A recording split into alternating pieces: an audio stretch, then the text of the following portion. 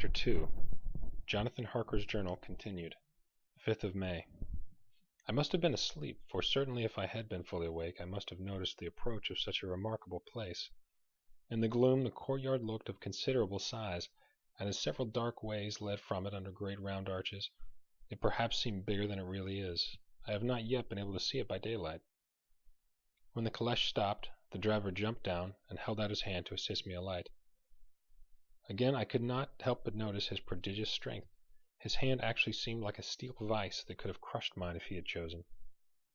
Then he took out my traps and placed them on the ground beside me as I stood close to a great door, old and studded with large iron nails, and set in a projecting doorway of massive stone. I could see even in the dim light that the stone was massively carved, but that the carving had been much worn by time and weather. As I stood, the driver jumped again into his seat and shook the reins. The horses started forward, and trap and all disappeared down one of the dark openings. I stood in silence where I was, for I did not know what to do. Of bell or knocker there was no sign. Through these frowning walls and dark window openings it was not likely that my voice could penetrate. The time I waited seemed endless, and I felt doubts and fears crowding upon me. What sort of place had I come to, and among what kind of people? What sort of grim adventure was it on which I had embarked? Was this a customary incident in the life of a solicitor's clerk sent out to explain the purchase of a London estate to a foreigner? Solicitor's clerk! Mina would not like that. Solicitor, for just before leaving London I got word that my examination was successful, and I am now a full-blown solicitor. I began to rub my eyes and pinch myself to see if I were awake. It all seemed like a horrible nightmare to me, and I expected that I should suddenly awake and find myself at home, with the dawn struggling in through the windows, as I had now and again felt in the morning after a day of overwork. But my flesh answered the pinching test, and my eyes were not to be deceived. I was indeed awake, and among the Carpathians. All I could do now was to be patient, and to wait for the coming of the morning. Just as I had come to this conclusion, I heard a heavy step approaching behind a great door, and saw through the chinks and gleam of a coming light. Then there was the sound of rattling chains, and the clanking of massive bolts drawn back. A key was turned, and the loud grating noise of long disuse, and the great door swung back. Within stood a tall old man, clean-shaven, save for a long white moustache, and clad in black from head to foot, without a single speck of color about him anywhere. He held in his hand an antique silver lamp, in which the flame burned without chimney or globe of any kind, throwing long quivering shadows as it flickered in the dark of the open door. The old man motioned me in with his right hand, with a courteous gesture, saying in excellent English, but with a strange intonation, "Welcome to my house. Enter freely and of your own will." He made no motion of stepping to meet me, but stood like a statue, as though his gesture of welcome had fixed him into stone. The instant, however, that I had stepped over the threshold, he moved impulsively forward, and holding out his hand grasped mine with a strength which made me wince, an effect which had not lessened by the fact that it seemed cold as ice, more like the hand of a dead than a living man. Again he said, "Welcome to my house. Come freely, go safely, and leave something of the happiness you bring." The strength of the handshake was so much akin to that which I had noticed in the driver, whose face I had not seen, that for a moment I doubted if it were not the same person to whom I was speaking. So to make sure I said interrogatively, "Count Dracula?"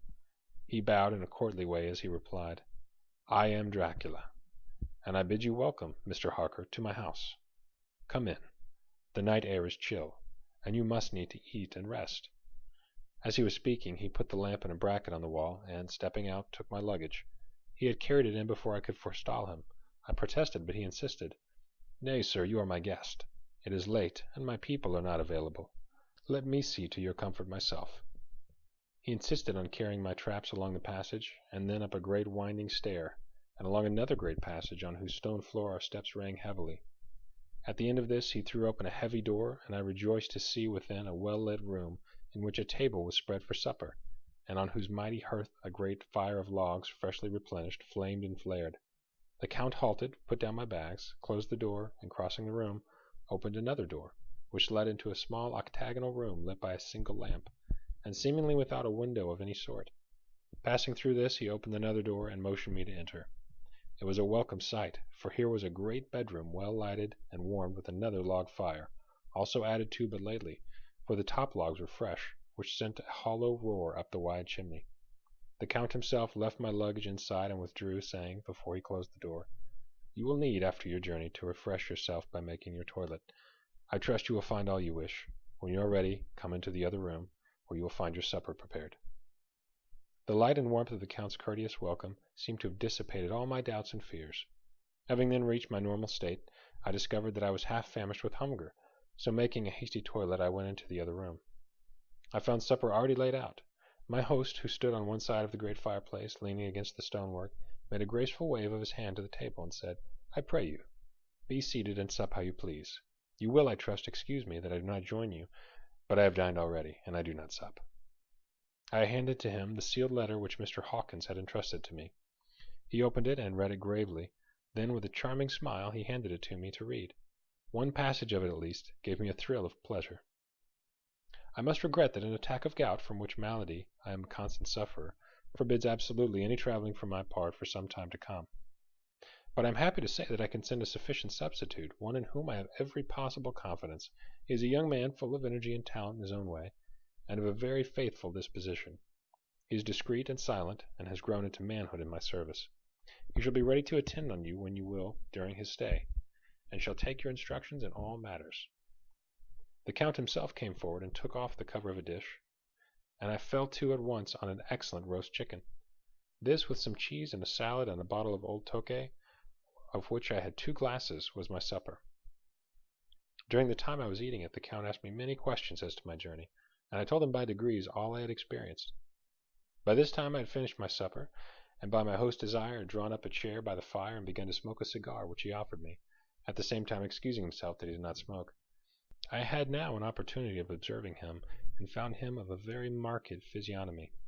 His face was a very strong, aquiline, with high bridge of the thin nose and peculiarly arched nostrils, with lofty domed forehead, and hair growing scantily around the temples but profusely elsewhere.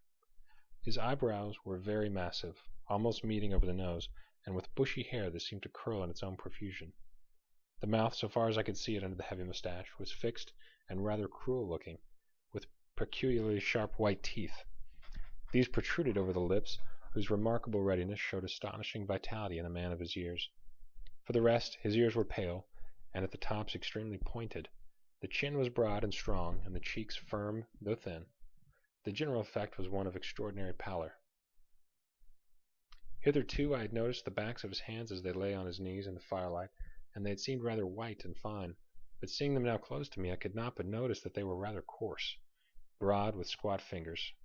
Strange to say, there were hairs in the center of his palm. The nails were long and fine, and cut to a sharp point. As the Count leaned over me and his hands touched me, I could not repress a shudder.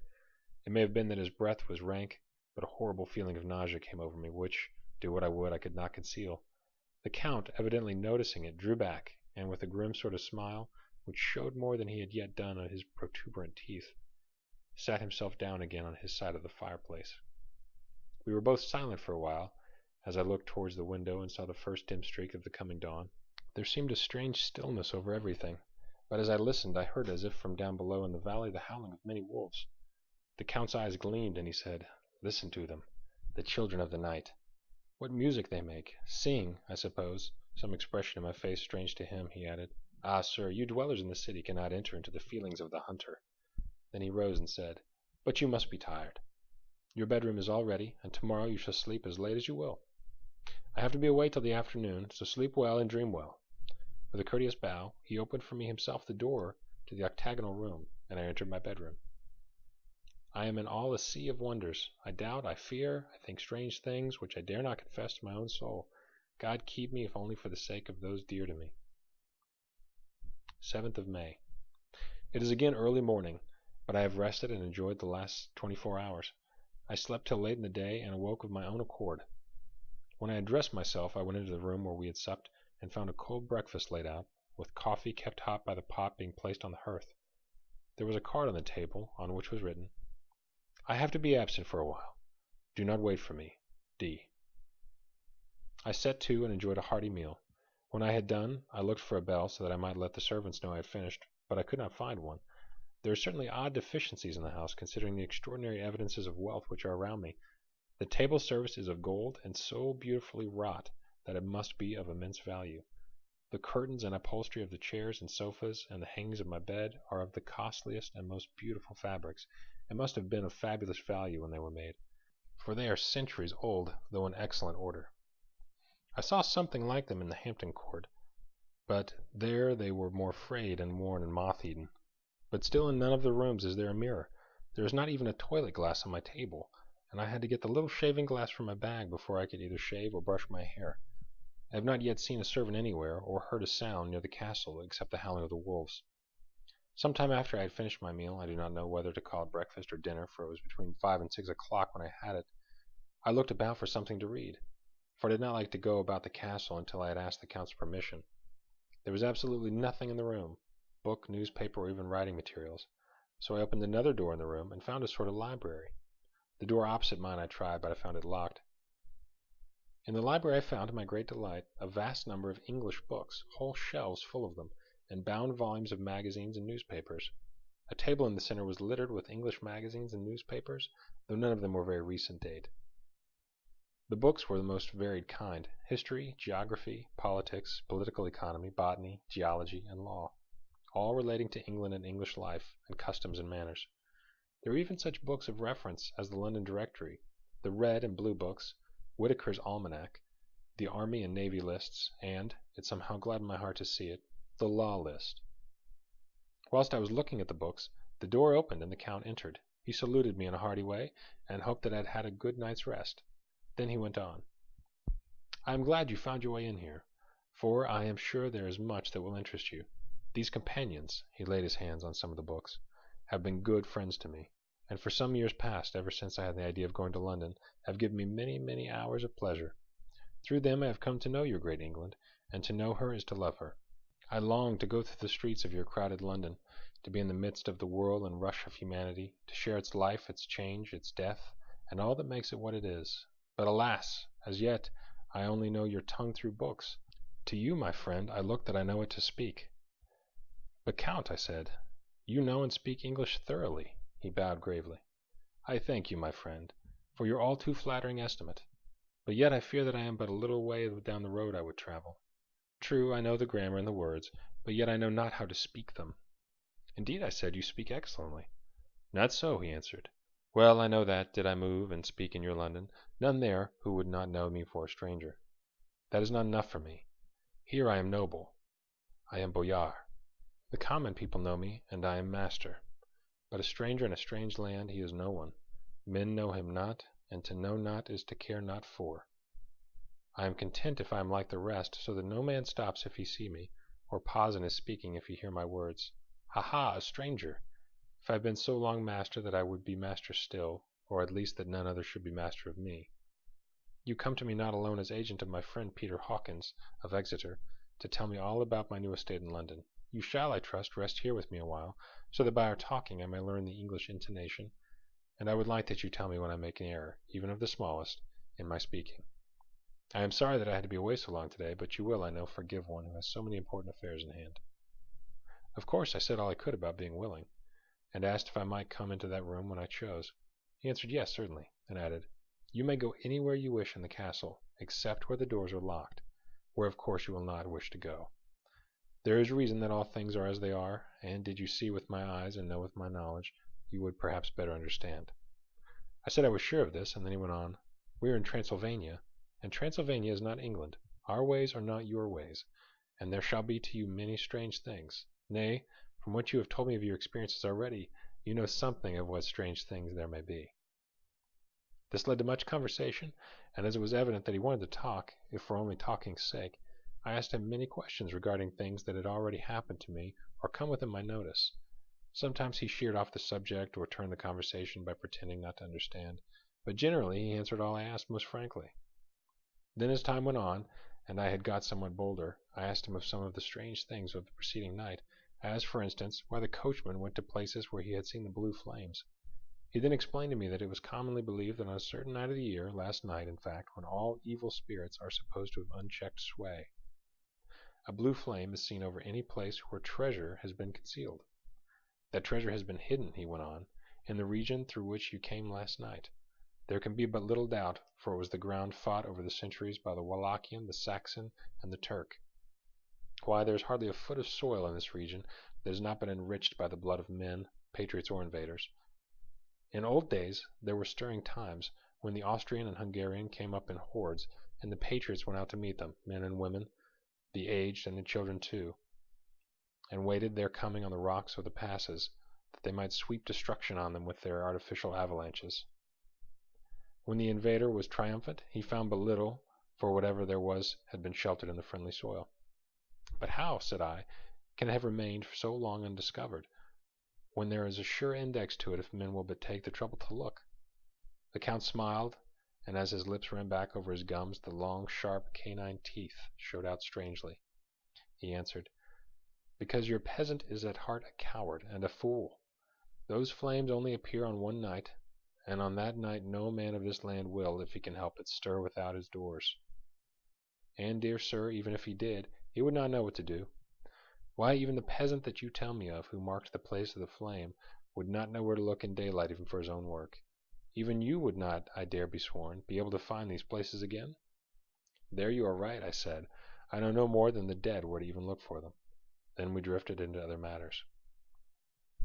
"Come," he said at last, "tell me of London, and of the house which you have procured for me." With an apology for my remissness, I went into my own room to get the papers from my bag. Whilst I was placing them in order, I heard a rattling of china and silver in the next room, and as I passed through, noticed that the table had been cleared and the lamp lit, for it was by this time deep into the dark. The lamps were also lit in the study or library, and I found the Count lying on the sofa, reading, of all things in the world, an English Bradshaw's Guide. When I came in, he cleared the books and papers from the table, and with him I went into plans and deeds and figures of all sorts. He was interested in everything, and asked me a myriad questions about the place and its surroundings. He clearly had studied beforehand all he could get on the subject of the neighborhood, for he evidently knew at the end very much more than I did. When I remarked this, he answered, "Well, but, my friend, is it not needful that I should? When I go there I shall be alone, and my friend Harker Jonathan, nay, pardon me, I fall into my country's having of putting your patronymic first. My friend Jonathan Harker will not be by my side to correct and aid me. He will be in Exeter, miles away, probably working at papers of the law with my other friend Peter Hawkins. So." We went thoroughly into the business of the purchase of the estate at Purfleet. When I had told him the facts and got his signature to the necessary papers, and had written a letter with them ready to post to Mr. Hawkins, he began to ask me how I had come across so suitable a place. I read him the notes which I had made at the time, and which I inscribe here.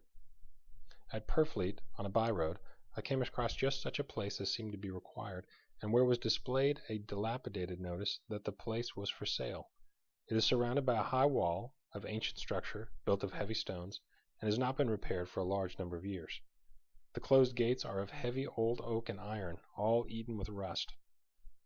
The estate is called Carfax, no doubt a corruption of the old Quatreface, as the house is four-sided, agreeing with the cardinal points of the compass. It contains in all some 20 acres, quite surrounded by the solid stone wall above mentioned. There are many trees on it, which make it in places gloomy, and there is a deep, dark-looking pond or small lake, evidently fed by some springs, as the water is clear and flows away in a fair-sized stream. The house is very large, and of all periods back, I should say, to medieval times, for one part is of stone immensely thick, with only a few windows high up, and heavily barred with iron. It looks like part of a keep, and is close to an old chapel or a church. I could not enter it, as I had not the key of the door leading to it from the house, but I have taken with my kodak views of it from various points. The house has been added to, but in a very straggling way, and I can only guess at the amount of grounds it covers, which must be very great. There are but few houses close at hand, one being a very large house, only recently added to and formed into a private lunatic asylum. It is not, however, visible from the grounds. When I had finished, he said, "I am glad that it is old and big. I myself am of an old family, and to live in a new house would kill me. A house cannot be made habitable in a day, and after all, how few days go to make up a century.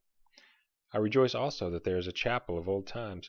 We Transylvanian nobles love not to think that our bones may lie amongst the common dead. I seek not gaiety or mirth, nor the bright voluptuousness of much sunshine and sparkling waters which please the young and gay. I am no longer young, and my heart, through weary years of mourning over the dead, is not attuned to mirth. Moreover, the walls of my castle are broken.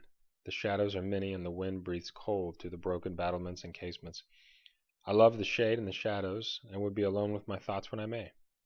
Somehow his words and his look did not seem to accord, or else it was that his cast of face made his smile look malignant and saturnine. Presently, with an excuse, he left me, asking me to put all my papers together. He was some little time away, and I began to look at some of the books around me. One was an atlas, which I found open naturally to England, as if that map had been much used.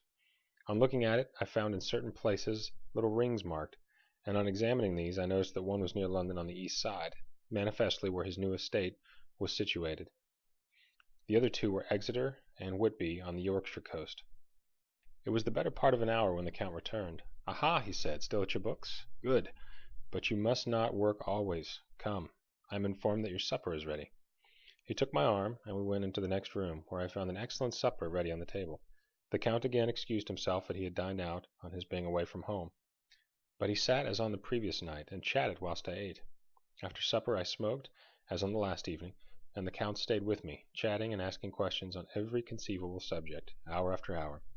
I felt that it was getting very late indeed, but I did not say anything, for I felt under obligation to meet my host's wishes in every way.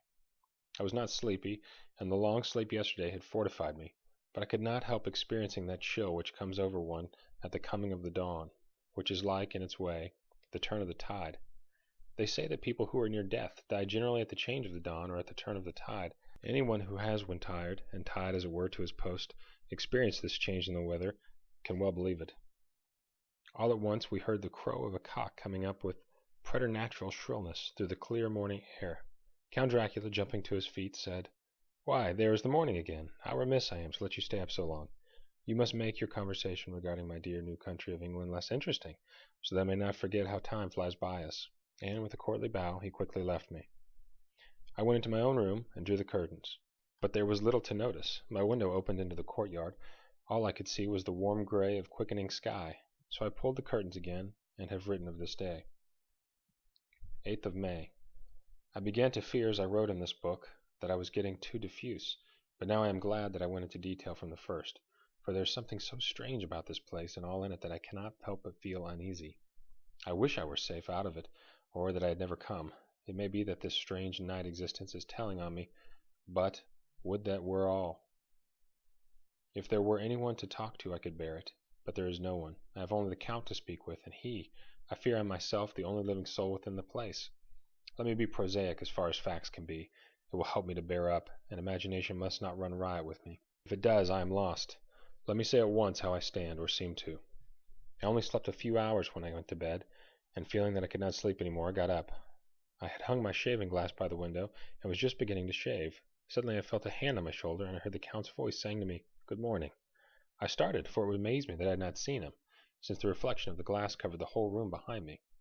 In starting I had cut myself slightly, but did not notice it at the moment. Having answered the Count's salutation, I turned to the glass again to see how I had been mistaken. This time there could be no error, for the man was close to me, and I could see him over my shoulder. But there was no reflection of him in the mirror. The whole room behind me was displayed, but there was no sign of the man in it, except myself. This was startling, and coming on top of so many strange things was beginning to increase that vague feeling of uneasiness which I always have when the Count is near. But at the instant I saw that the cut had bled a little, and the blood was trickling over my chin, I laid down my razor, turning as I did so, half round, to look for some sticking plaster. When the Count saw my face, his eyes blazed with a sort of demoniac fury, and he suddenly made a grab at my throat. I drew away, and his hand touched the string of beads which held the crucifix. It made an instant change in him, for the fury passed so quickly that I could hardly believe it was ever there. "Take care," he said. "Take care how you cut yourself. It is more dangerous than you think in this country." Then seizing the shaving glass, he went on, "And this is the wretched thing that has done the mischief. It is a foul bauble of a man's vanity. Away with it!" And opening the heavy window with one wrench of his terrible hand, he flung out the glass, which was shattered into 1,000 pieces on the stones of the courtyard far below. Then he withdrew without a word. It is very annoying, for I do not see how I am to shave, unless in my watch case or the bottom of the shaving pot, which is fortunately of metal. When I went into the dining room, breakfast was prepared, but I could not find the Count anywhere, so I breakfasted alone. It is strange that as of yet I have not seen the Count eat or drink. He must be a very peculiar man. After breakfast I did a little exploring in the castle. I went out on the stairs and found a room looking towards the south. The view was magnificent, and from where I stood there was every opportunity of seeing it. The castle is on the very edge of a terrible precipice. A stone falling from the window would fall 1,000 feet without touching anything. As far as the eye can reach is the sea of green tree tops, with occasionally a deep rift where there is a chasm. Here and there silver threads where the rivers wind in deep gorges through the forests. But I am not in heart to describe beauty, for when I had seen the view I explored further. Doors, doors, doors everywhere, and all locked and bolted. In no place, save from the windows and the castle walls, is there an available exit. The castle is a veritable prison, and I am a prisoner.